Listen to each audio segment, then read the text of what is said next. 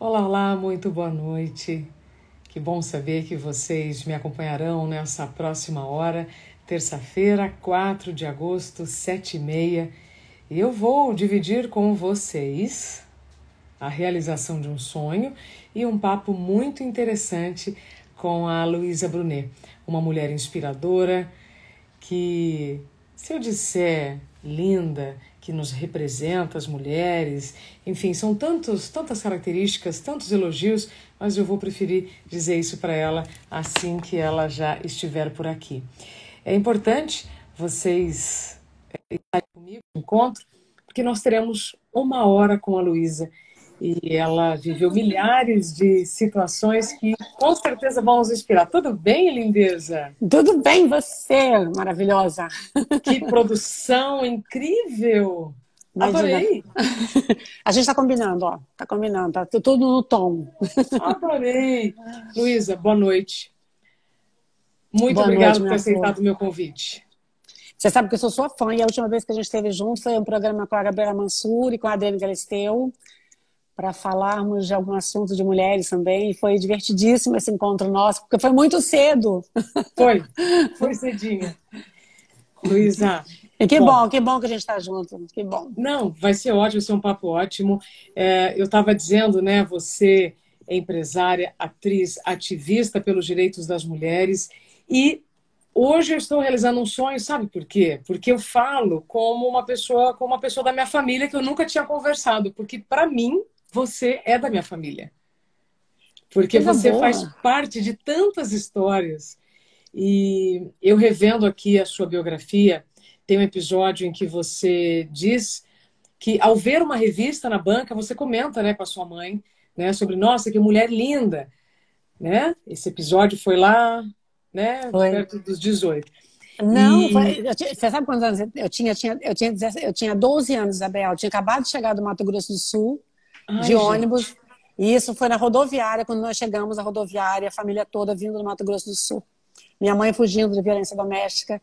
E essa mulher era simplesmente, ela era a Rose de Primo, que era uma mulher foi um ícone de beleza dos anos 70. Você não chegou a conhecer ela, você é muito jovem, mas ela foi a mulher que lançou o biquíni, esse biquíni bem tipo tanga. Ela foi a uhum. precursora do biquíni tanga no Brasil. E ela realmente era uma mulher deslumbrante. Eu vi a capa da manchete dela e falei, mãe, eu vou sair na capa dessa revista. Mas eu saí 50 vezes capa da revista Manchete, que era a revista da época, né? Pois é, pois é. E aí você imagina que quando eu estava lá no interior do Paraná, que eu sou de uma cidade muito pequena, hoje tem cento e poucos mil habitantes, Apucarana, mas no final da década de 90, nós tínhamos informações por 3 veículos: revista, rádio e TV. Então a banca da revista de uma cidade do interior é a porta que você tem para o mundo. E aí quando eu chegava na Sim. banca, quem estava lá em várias capas de revista? Você.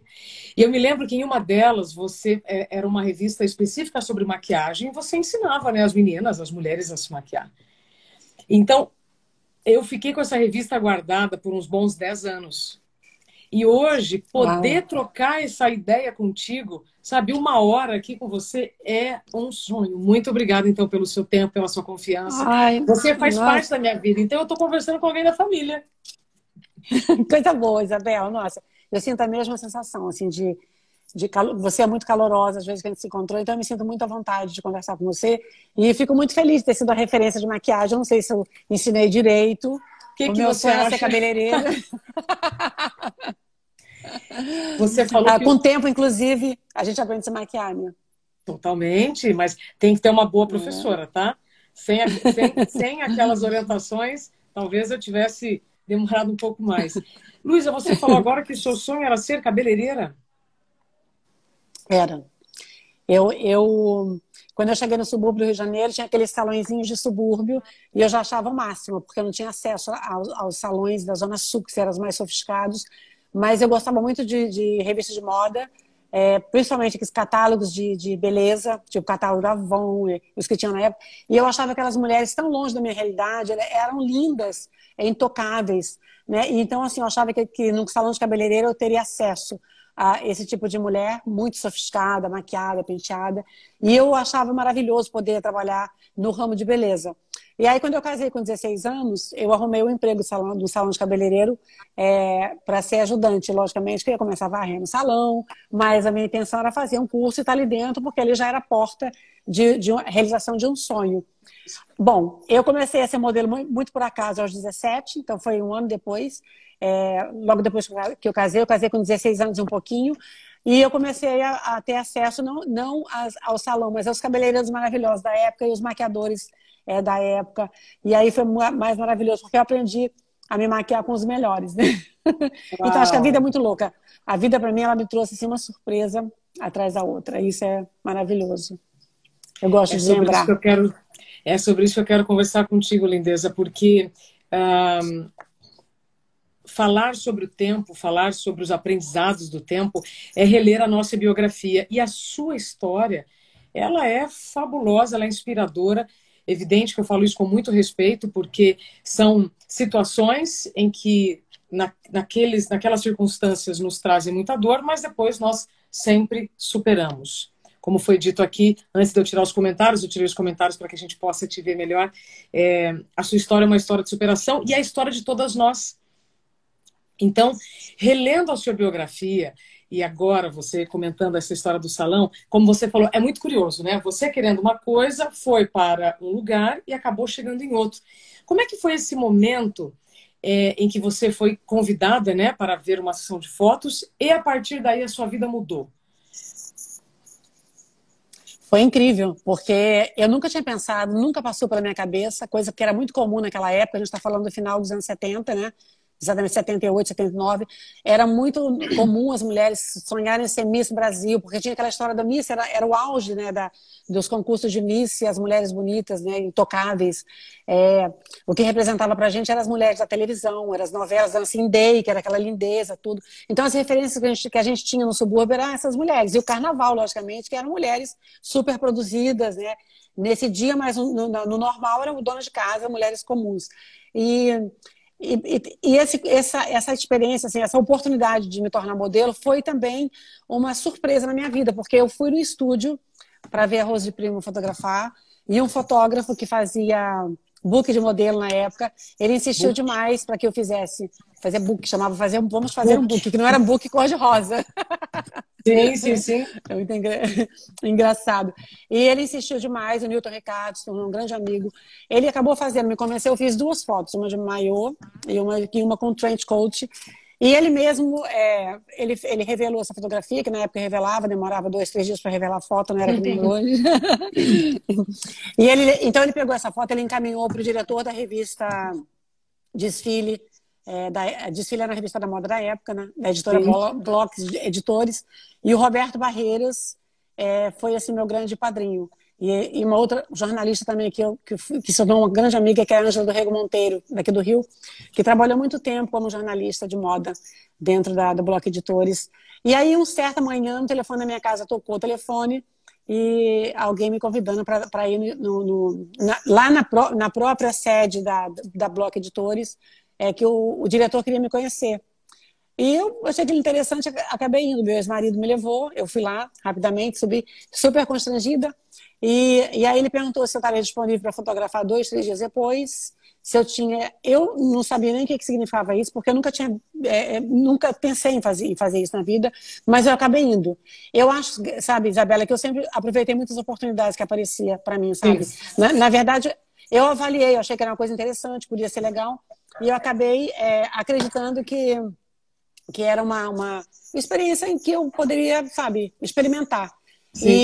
E aí eu combinei de ir, ele falou que era uma matéria de lingerie com uma modelo conhecida. Era a Rose de Primo, a minha primeira matéria Uau! de lingerie.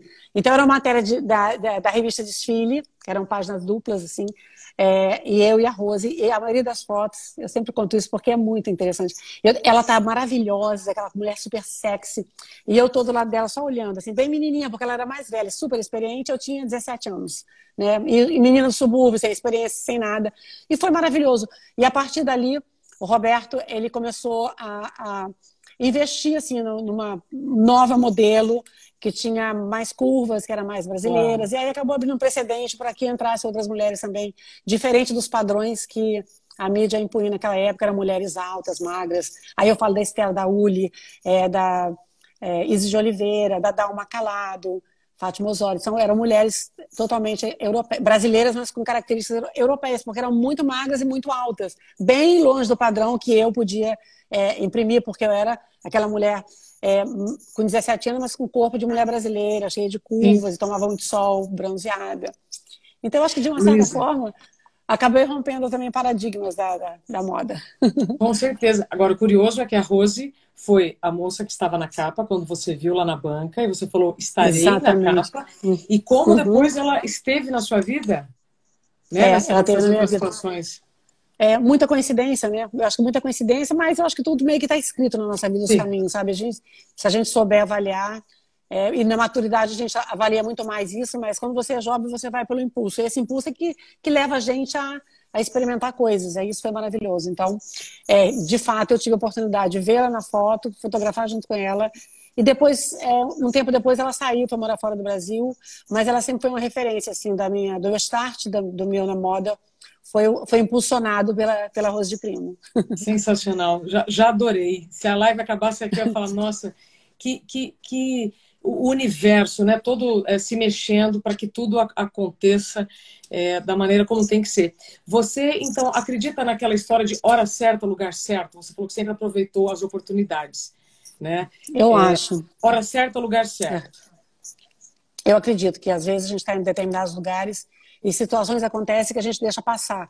E aí quando você chega em casa, você avalia, poxa, aconteceu tal e tal coisa, eu poderia ter experimentado mais, eu poderia ter ousado mais, eu poderia ter ficado um pouco mais nesse lugar, ou poderia ter prestado atenção em determinada conversa, ter me inserido em determinado lugar. Eu acho que tem coisas que a gente, às vezes, deixa escapar por falta de maturidade, né?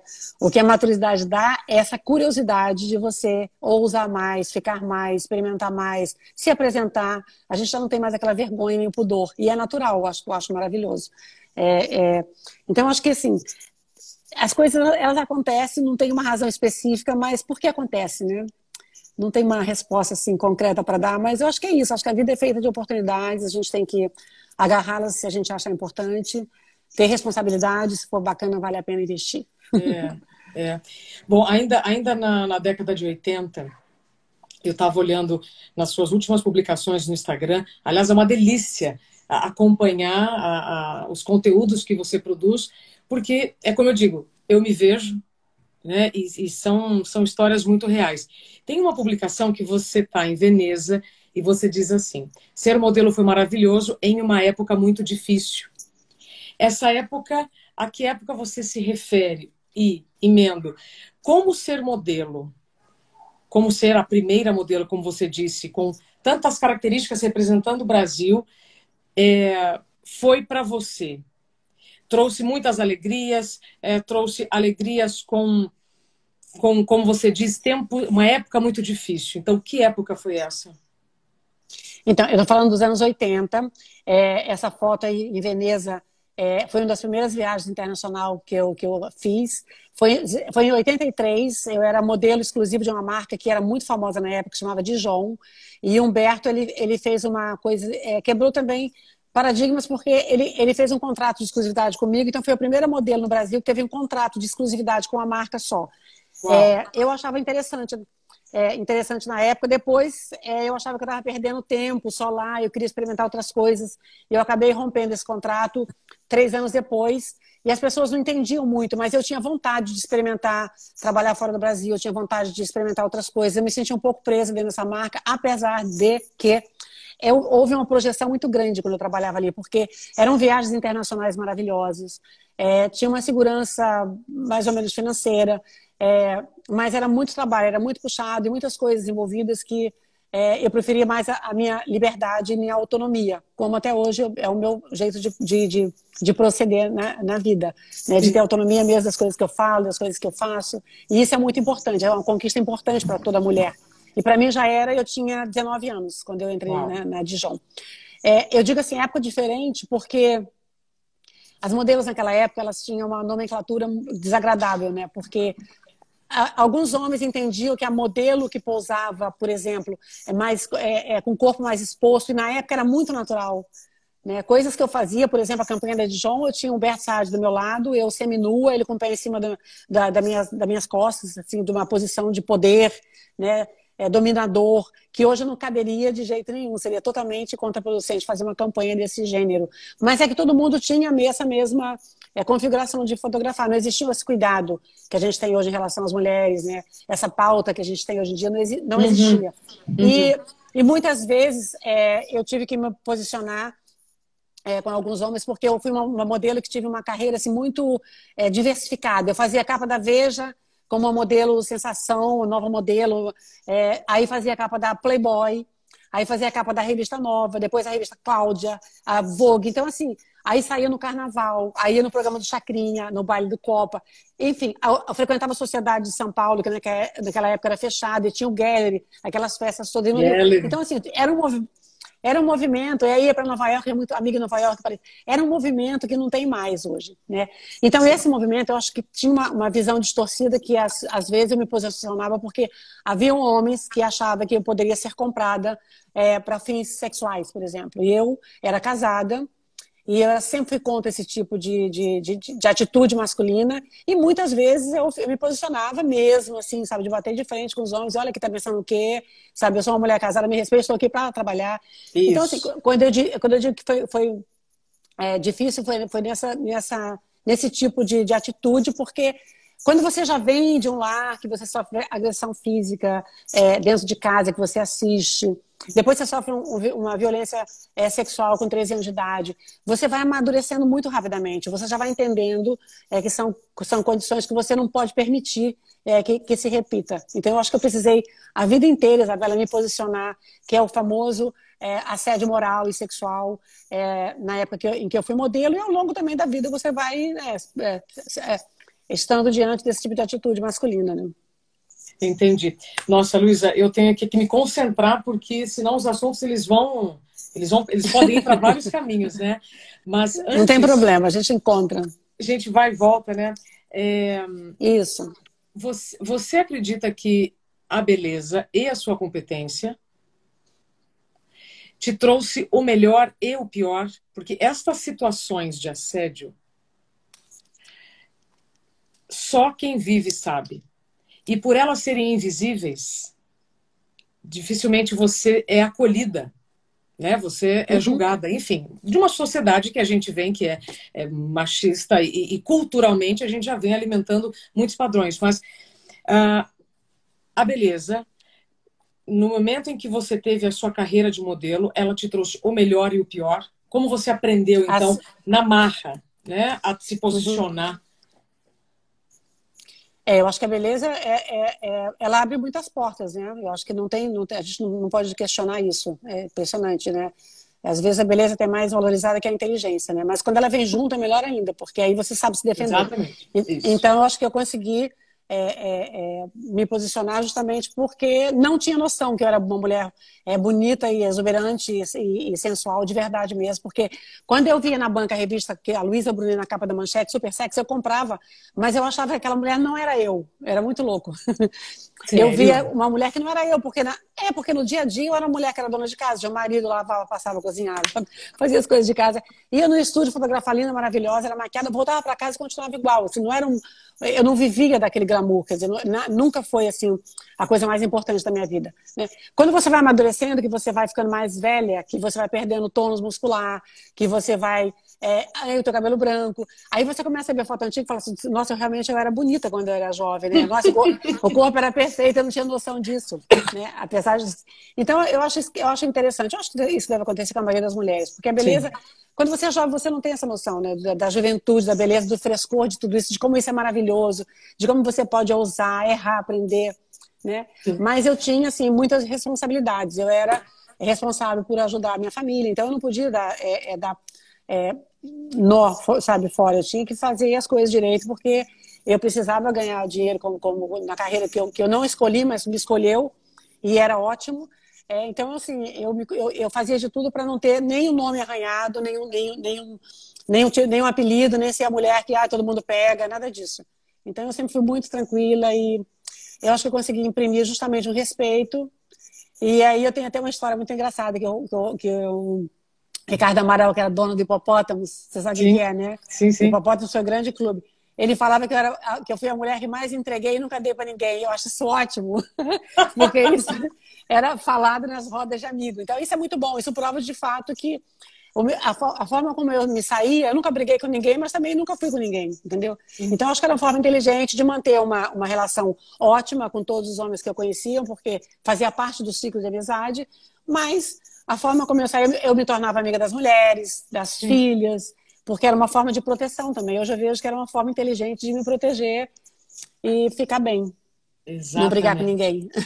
Exatamente. Luísa, você falou, né? Você ia, tirava foto, fazia aquela produção, chegava em casa, tirava maquiagem e cuidava de casa. Uma Uhum. vez eu ouvi uma entrevista, e aí eu não sei se é a minha memória ou se realmente, aí eu quero te perguntar se isso ainda acontece, que nas suas horas vagas você gostava de fazer uma arrumação de armário. É isso? Isso é verdade? Você ainda gosta de usar o seu tempo para isso? Eu gosto de arrumar, eu sou super dona de casa. Eu sempre falo assim, uma profissão que eu não me envergonharia nunca era se eu fosse uma arrumadeira, sabe, de verdade mesmo, uma pessoa que trabalhasse numa casa. Eu não tenho vergonha de falar isso, eu acho que seria ótima, eu acho que eu ganharia muito bem, porque eu faria muito bem feito. Eu gosto de ser dona de casa. Né? Uma época eu já recebi Legal. assim, algumas críticas de mulheres, né? É, isso mais no começo, quando eu falei isso, que a minha terapia era arrumar a casa, era varrer a casa. Eu fui Sim, altamente criticada. Eu me diverti com isso, sabe? Eu me divertia, porque, de fato, eu gosto. O tempo que eu tenho livre, eu ocupo meu tempo Hoje eu estudo mais sobre o tema que eu escolhi fazer, que é violência de gênero, violência contra as mulheres. Então eu gosto de estar sempre assistindo live de mulheres, participando de TEDs, lendo, né? Aprendendo mais.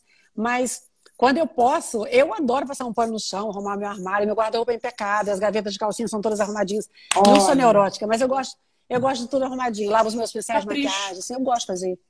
É Eu o gosto de ir na capricho. feira, eu gosto de ir no supermercado. Eu sou uma mulher comum, que gosta também de fazer isso. Mas eu também adoro colocar um salto alto, pintar a boca de vermelho e ficar glamourosa. Eu acho que a gente tem que andar em todas as tênues da vida. Eu acho que a mulher pode e não pode, se ela não quiser, né? Se ela não quiser fazer comida, não faça, mas se fizer também é maravilhoso. Sabe, meu filho faz gastronomia e ele me viu a vida inteira cozinhando para ele, desde a sopinha quando era bebê até jantares. E ele se interessou em fazer gastronomia, porque eu acho que é interessante, assim, para mim, ser mãe era também cultivar isso dentro de casa, assim, dar a oportunidade dos meus filhos de ter esse momento de ir na feira comigo, escolher o peixe desde pequenininho, né, poder estar comigo na cozinha. Eu valorizo isso, sabe? Essa coisa de família, de estar junto. Perfeito. E aí passa por Luísa, essas.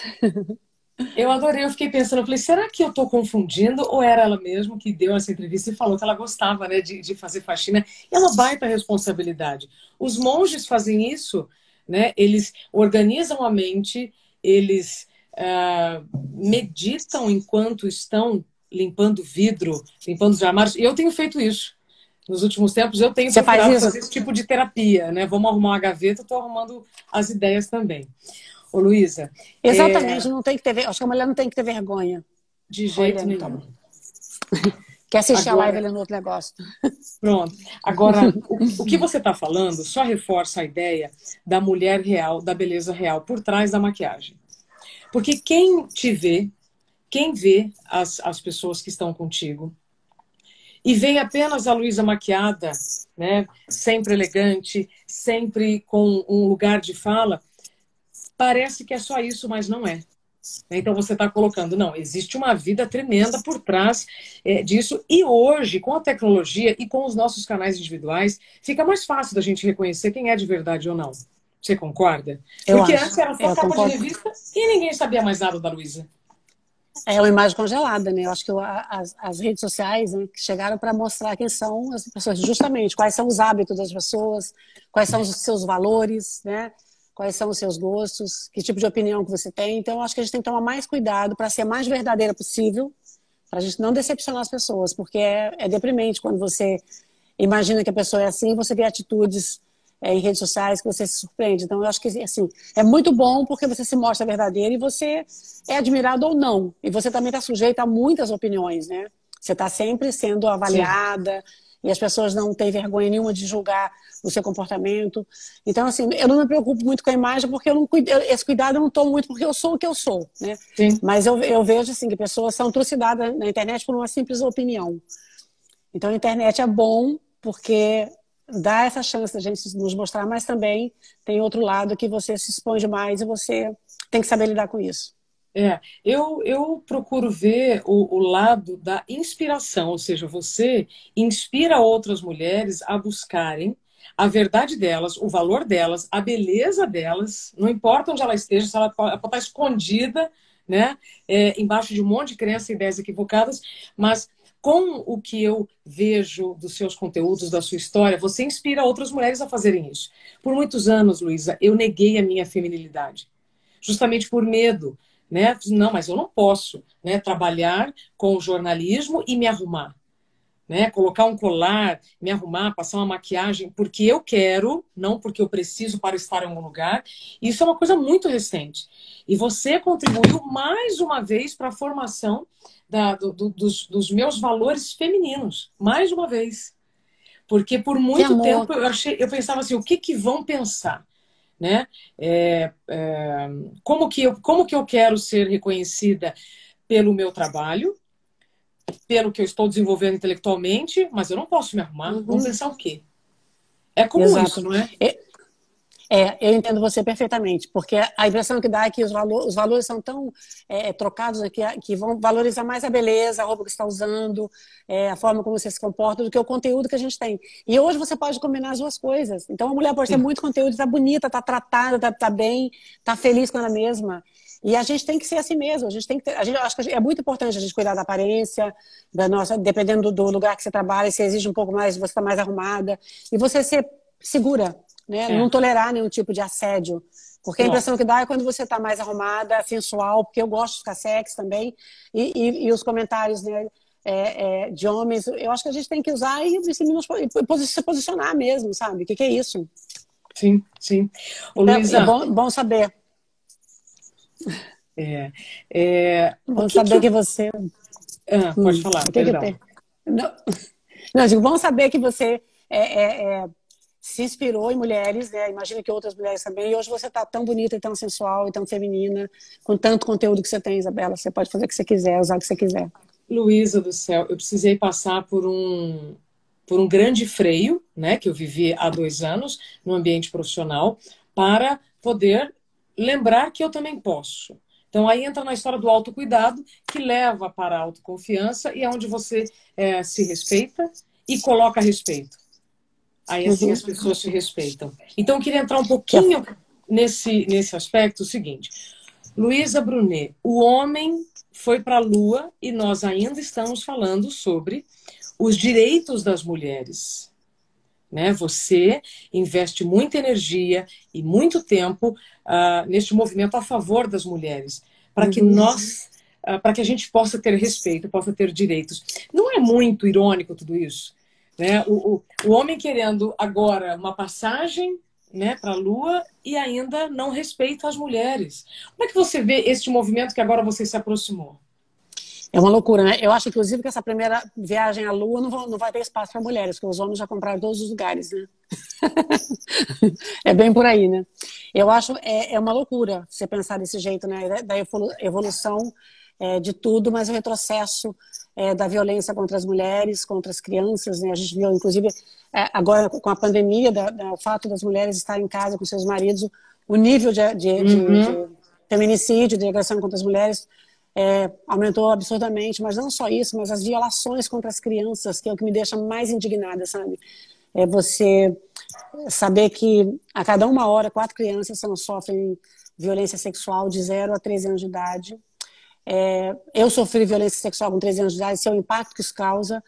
E eu vejo assim que isso, a tendência, eu não sei quando vai parar isso, porque tantas falas sobre esse assunto, políticas públicas são feitas, existe uma pauta maravilhosa onde o espaço que a gente tem na televisão é gigantesco no jornalismo, temas de novelas com esse assunto, para que a gente possa ampliar, né, esse assunto, e mulheres mais simples também que sofrem identificar esses relacionamentos abusivos, e ao mesmo tempo o homem na Lua. é O que incompatível, falta? né? Para mim, é completamente incompatível. O que que falta? Eu acho que falta uma reeducação de valores mesmo. Eu acho que seria muito importante inserir nos currículos escolares sobre respeito ao próximo, né? Aí passaria por toda essa nomenclatura de nomes que a gente fala agora, né?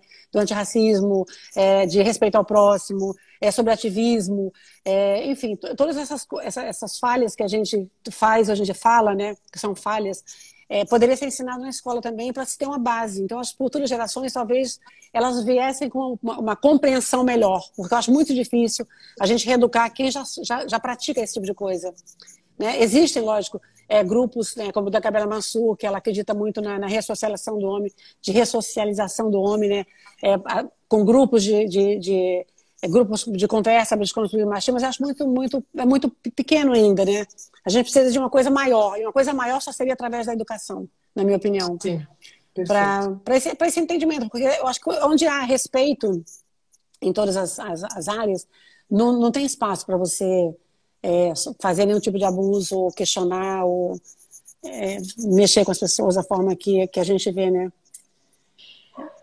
É chocante porque a agressão física, eu não sei se nós comentamos isso no programa da Galisteu quando estivemos juntas, mas para mim tudo começa na agressão verbal, né? Sim. No assédio moral, emocional, o nome que quiserem dar, mas tudo começa pelo invisível. E aí quando se torna visível, que é a agressão física, aquele realmente é o fim.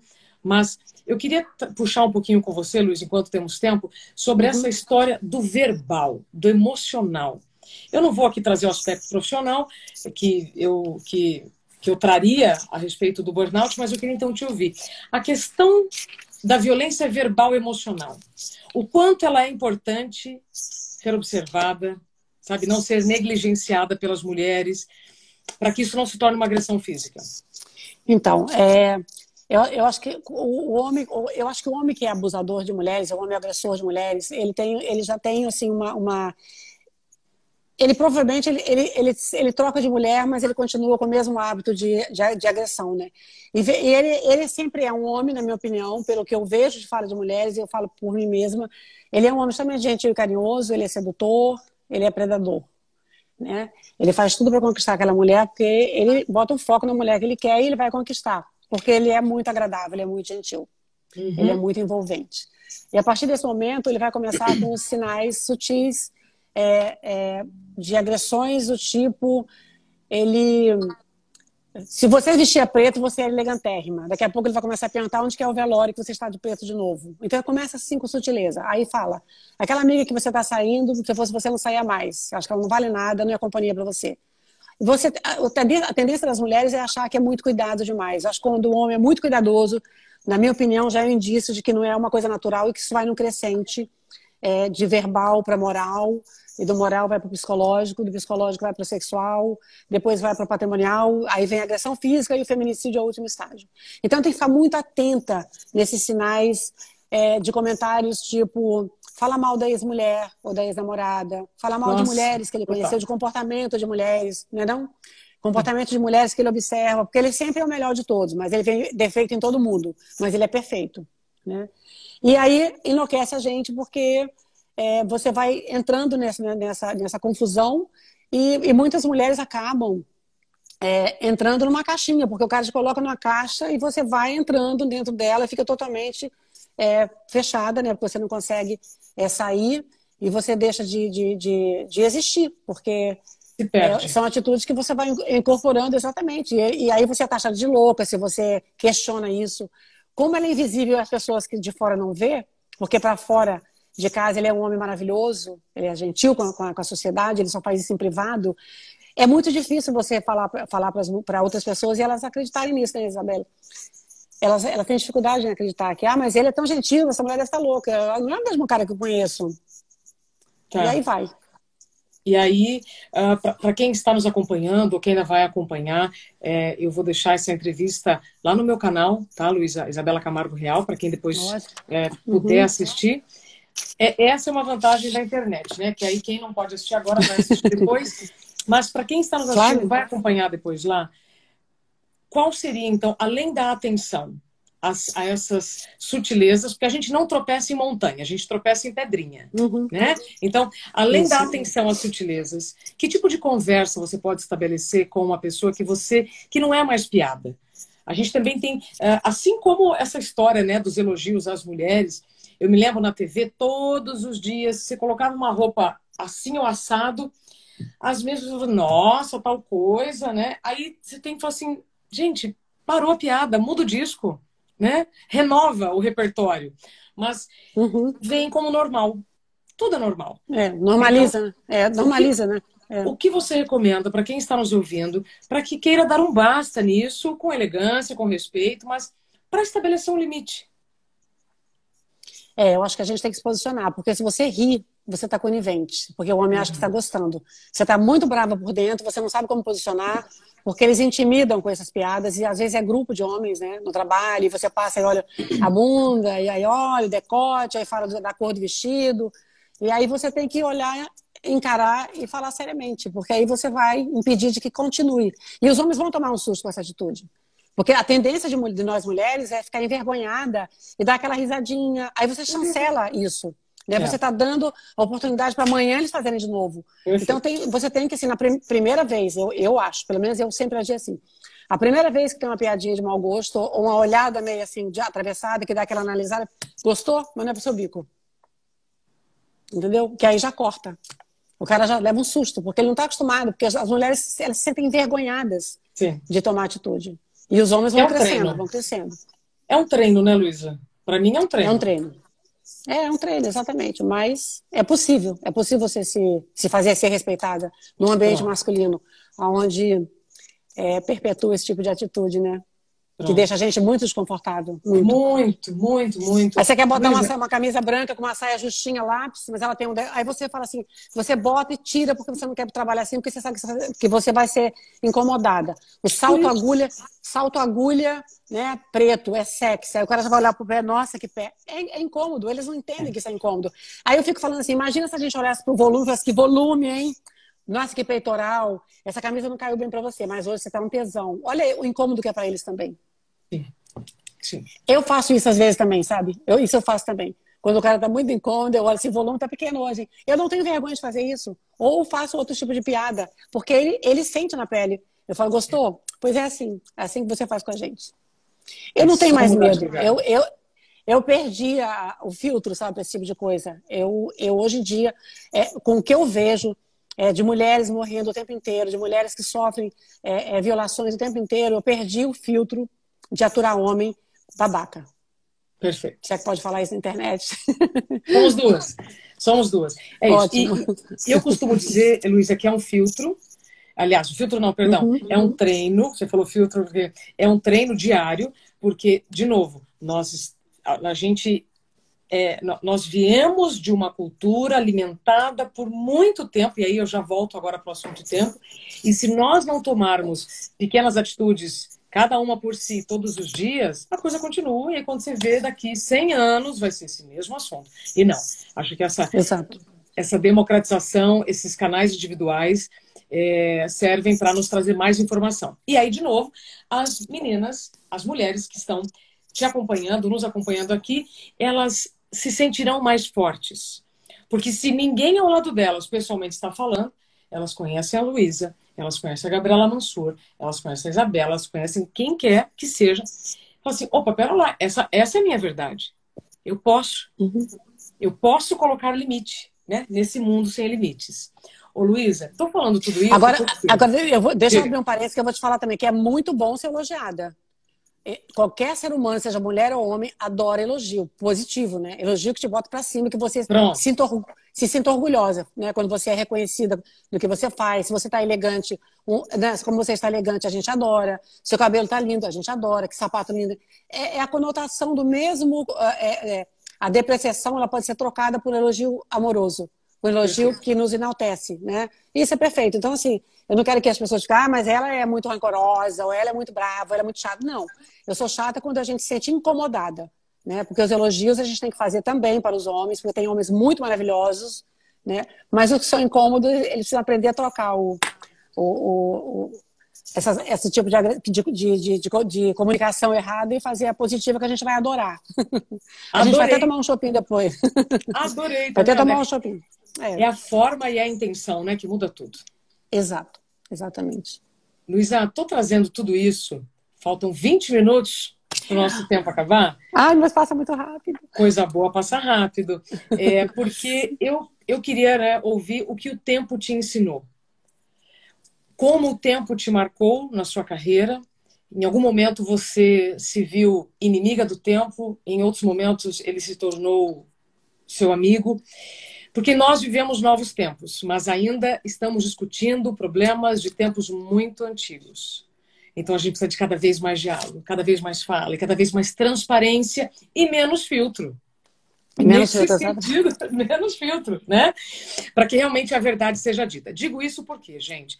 Porque há pouco tempo nós tínhamos poucos canais de informação e que pautavam, né, o nosso dia, o noticiário, com as notícias que aquelas cabeças escolhiam. Só que agora não, agora nós temos variedade. Livre-arbítrio.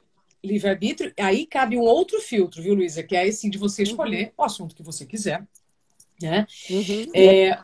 E por isso, então, volto. Nestes tempos em que nós estamos vivendo, em que temos mais diálogo, precisamos dessa verdade, queria ouvir para você o que mais marca o seu tempo hoje, para a gente começar do presente para o passado, para depois falar de futuro.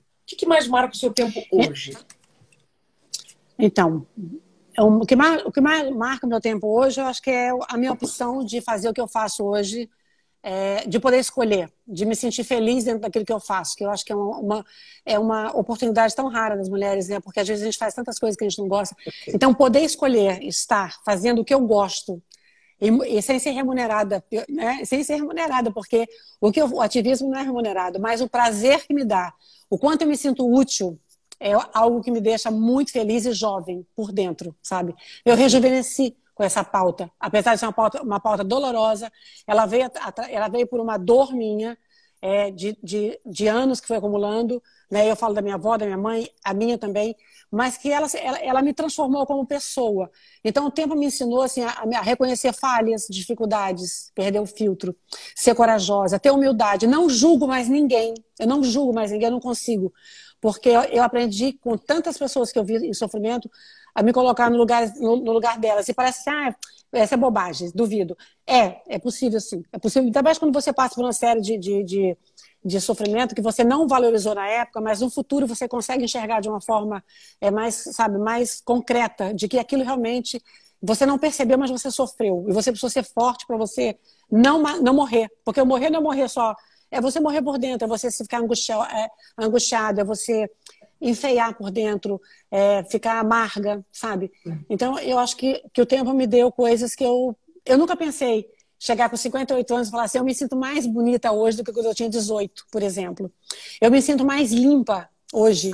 Eu me sinto mais poderosa, eu me sinto mais mulher, eu me sinto mais fortalecida. Então, o tempo ele está sendo muito generoso comigo. Eu não quero morrer tão cedo, quero morrer com 100 anos. Que maravilhosa! Você falou que tem 58 anos. Em algum momento foi complicado ou você se opôs em falar sobre idade, sobre as mudanças que vão acontecendo com o tempo? Não, eu nunca escondi minha idade, eu tenho um péssimo hábito de aumentar sempre, sabia? Eu vou fazer... eu sempre aumento um pouquinho, juro, Isabela. Eu acho que assim, o momento mais difícil para mim, na questão do amadurecimento, né, do envelhecimento, vamos dizer assim, não é eu perder o tônus muscular, não, porque eu ainda estou vestindo a minha roupa e me sinto confortável. A gente muda, já não usa tanto decote, já esconde um pouquinho o braço, já não usa mini saia, biquíni de lacinho, já virou maiô inteiro, as peças. Você vai se adaptando no vestir. O que me deixou assim, muito preocupada foi a menopausa, que eu acho que deixa a gente realmente desprotegida. É muito difícil você entender que você está interrompendo um ciclo e começando outro. E muitas vezes mulheres precisam de um tratamento, né? Seja psicológico, um apoio, ou mesmo reposição hormonal. Eu passei por uma esterectomia total, que é tirar todo o aparelho feminino. Isso não me incomodou, porque eu falo isso para as mulheres, porque muitas mulheres ficam muito preocupadas com essa retirada. Muitas mulheres têm câncer de seio, têm que tirar o seio. Né? Isso não tira a feminidade da gente, isso não tira a nossa beleza. A gente precisa entender isso, porque a beleza não está no peito, duro e em pé. e nem no ovário para ter bebê, entendeu? Eu acho que é muito mais do que isso. Então eu comecei a entender que os valores são outros, sabe? Os valores são outros, e aí com isso você fica muito mais forte e é maravilhoso. Assim, não tive nenhuma passagem do tempo que me incomodou demais. Nesse momento, sim. Eu fiquei com aqueles sintomas, e aí eu precisei realmente me tratar e me cuidar, e coincidiu justamente na época em que eu sofri violência, então foi tudo meio junto, foi um momento difícil, que eu fiquei mais sensível, doente, mas sempre forte, assim, sempre forte. Eu nunca deitei na cama e fiquei deitada com depressão, graças a Deus. Nunca precisei fazer nenhum tratamento assim, específico. Mas eu entendo que mulheres, às vezes, elas precisam de apoio para elas se fortalecerem e recomeçar a sua história, se ressignificar como mulher mesmo em determinadas fases da vida. A beleza, ela é efêmera, ela passa, porque a gente passa mais tempo envelhecendo do que jovem. Por isso que é bom olhar a foto para como eu era bonita quando eu era jovem, que corpo lindo, que peito lindo, que tom. Nossa, eu não usava nem maquiagem, tomava um solzinho, já parecia que estava maquiada. Mas isso passa, né? A gente passa muito mais tempo no processo de envelhecimento, de conhecimento, de aprendizagem, de cuidar de pessoas que a gente gosta, de compartilhar nossa história, porque agrega valor. Então, você vai mudando. Sim, perfeito. Agora, qual tempo você gostaria que fosse congelado? Desde que você começou sua carreira de modelo até agora, você sabe, é tão bom, tão gostoso, uma viagem, um trabalho, enfim. Eu acho que foi a minha... Quando eu fiquei grávida dos meus filhos, maternidade para mim era uma coisa muito importante. Mas eu queria muito, quando eu casei, eu queria ter 7 filhos, 8 filhos. Eu acho que veio assim, aquela coisa de família. Minha mãe teve 8 filhos.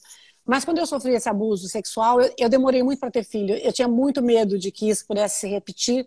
E eu demorei para ter filho. No meu primeiro casamento eu não tive filho. Fiquei casada há quase 6 anos, eu não tive filho. Fiquei casada no segundo, 24, mas eu só tive filho 5 anos depois 10 anos depois. Eu acho que muito disso eu vejo hoje que não foi uma opção. Foi o meu corpo rejeitando uma gravidez por conta de traumas que eu passei. Então, hoje eu reconheço que foi dessa forma. Foi uma rejeição invisível, mas que foi bom para mim, porque quando eu tive a Yasmin, quando eu fiquei grávida, foi algo extraordinário. Então, para mim, ser mãe, maternidade foi uma coisa que me deixou muito assim. Foi um momento que eu congelaria. Da Yasmin, eu tinha 26 anos. E do Antônio, eu fui mãe velha, que eu tinha 37. Então, eu congelaria também, porque ser mãe de um menino, de uma menina com 10 anos de diferença, é muito trabalhoso, mas é maravilhoso. Eu acho que a maternidade, seja filhos de você que você pare, ou filhos que você adota, filhos que você cria, é algo extraordinário, sabe? Eu acho que não tem nada assim que seja melhor do que isso. E eu sou muito feliz como mãe, tenho filhos maravilhosos, então é um momento assim que me deixa muito emocionada.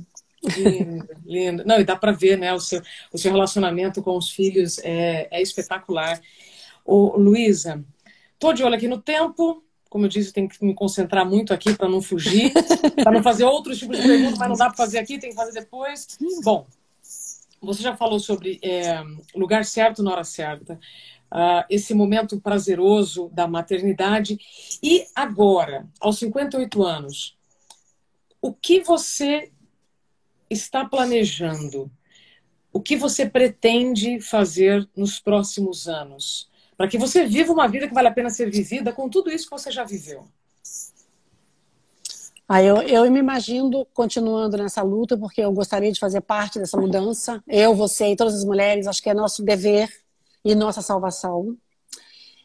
Eu acho que só no coletivo que a gente vai conseguir mudança agora, né, com as mulheres de agora, porque no futuro eu acho que vai haver, como eu falei, uma conscientização muito maior.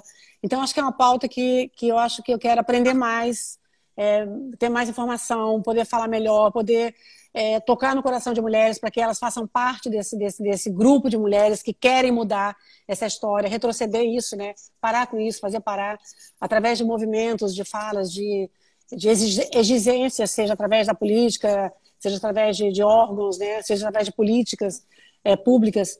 Mas eu me vejo assim como ativista mesmo, acredito que até os fins dos meus dias.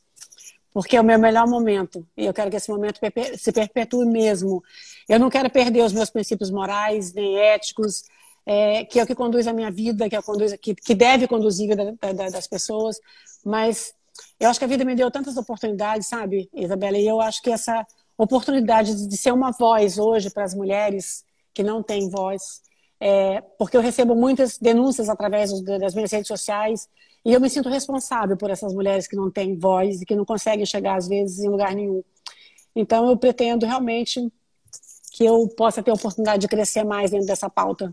Se você pudesse hoje mandar uma mensagem pelo WhatsApp para todas as mulheres do Brasil, qual mensagem você enviaria?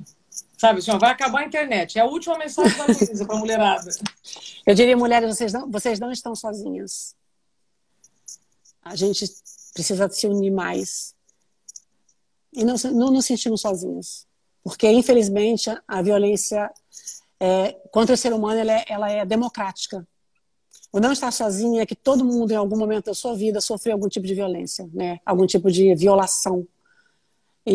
Então, eu acho que a mensagem que eu deixaria é essa: vocês não estão sozinhas. Estou com você porque eu faço parte desse grupo de seres humanos que também foi violado na vida em algum momento. Então, vamos nos dar as mãos, vamos mudar tudo isso. Será a mensagem mais curta, né? E eu espero que ela atinja. Eu acho que vai atingir. Atinge. E esse dar as mãos hoje fica mais fácil com a internet. Fica. Né? São os abraços virtuais, né? E eu dar a mão. O virtual é maravilhoso também. Como você gostaria que quem está nos acompanhando entrasse em contato contigo? Ou como você convive, né, com todas as suas causas e interage com elas?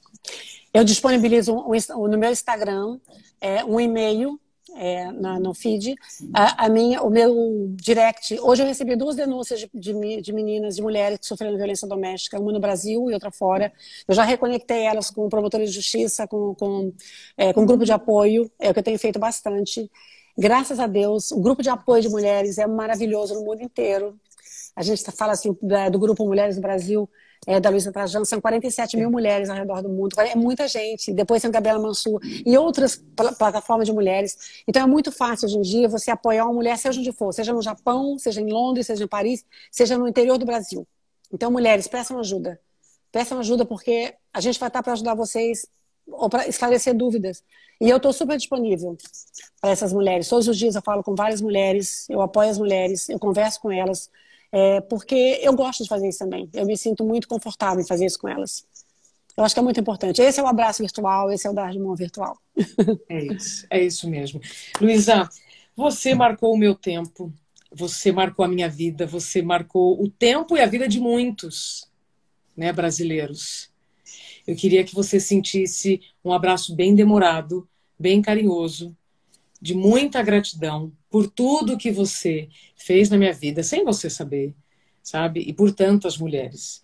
Eu adoraria poder te dar esse abraço pessoalmente, sabe? Reservei alguns minutos aqui para realmente te dizer e para que você sinta essa energia, sabe? De irmã, de mulher para mulher, de irmã para irmã, sabe? Porque você é uma figura fundamental nas nossas vidas. A minha bisavó, ela educava adultos no interior de Minas e tinha uma frase dela que é assim: o mestre é como a vela, consome-se iluminando. O mestre é como a vela, consome-se iluminando. E você ilumina por onde passa. Tudo que você se propõe a fazer chega em muitos corações e você vai iluminando todos os caminhos. Então, por mais que você canse, por mais que você fique cansada, lembre-se sempre disso. O mestre é como a vela, consome-se iluminando. Eu desejo tudo de melhor na sua vida e conte comigo também. Não só para essa pauta do movimento a favor das mulheres, precisamos de muito diálogo, muita transparência, mas para tudo que você quiser. Se precisar de uma mulher do interior, né, que também veio para a cidade, e, enfim, vivi milhares de situações aqui que nós poderíamos trocar, mas somos mulher de verdade e a gente gosta de falar a verdade. É verdade, eu também sou do interior. Isso é muito bom. Isso nos aproxima muito. Toda mulher tem uma história para contar. Eu acredito que toda mulher que sentasse aqui para falar com você tem uma bela história para contar. E normalmente, você sabe, quando eu faço as minhas falas, principalmente fora do Brasil, para as mulheres imigrantes, eu sempre convido uma para sentar do meu lado e contar a sua história. É emocionante. Ai, que linda. Sabe, poder dar esse lugar de fala, como fala de Jamila, que eu sou apaixonada, né, que ela possa também ter a oportunidade de ser a protagonista do meu lado para contar a sua história. E são histórias maravilhosas. Então, mulheres, elas estão todas de parabéns pelas suas próprias histórias e que a gente tenha mais união entre mulheres, né? Já tem muita união, mas precisa de mais ainda. E muito obrigada por todos esses elogios. Eu fiquei muito comovida com tudo que você falou. Amei conversar com você, Isabela, você sabe, né? Sempre é muito bom te encontrar. Puxa vida. Muito obrigada, Luísa. Que o tempo sempre esteja a seu favor. Obrigada. E vamos juntas. Um Obrigada. beijo. Um beijo. Boa noite. Obrigada. Até breve. Vou liberar aqui a Luísa. E vou te agradecer profundamente pelo seu tempo, pela sua companhia, pela sua confiança. Você sabe que as palavras são sementes. E se elas floresceram no coração de vocês, me ajudem então a deixar este planeta mais florido, mais bonito, né, com as palavras da Luísa, compartilhando então esse conteúdo. Se fez sentido para você, pode fazer sentido para outras pessoas também. Agradeço demais o seu tempo, sua confiança, e amanhã eu estarei de volta, não aqui no Instagram, mas lá no YouTube com o Facebook, com uma conversa muito bacana sobre se amar e amar o trabalho ao mesmo tempo. É possível? Uhum. E amanhã, então, nós vamos falar mais sobre isso. Boa noite, bom descanso e até amanhã.